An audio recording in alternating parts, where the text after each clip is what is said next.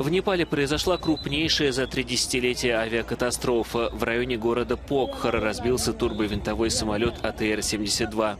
На его борту находились 68 пассажиров и 4 членов экипажа. По предварительным данным спасателей, все они погибли. Франс Пресс со ссылкой на муниципальную администрацию сообщает о нескольких выживших, которых доставили в больницу. Катастрофа произошла примерно в 200 километрах от столицы. Лайнер авиакомпании Yeti Airlines выполнял рейс Катманду-Покхара и разбился при заходе на посадку. Премьер-министр Непала Пушпа Камал Дахал распорядился мобилизовать все силы для проведения поисково-спасательной операции. Международный аэропорт популярного у туристов города был закрыт.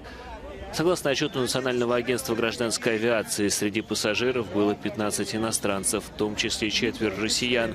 Посольство России официально подтвердило их гибель.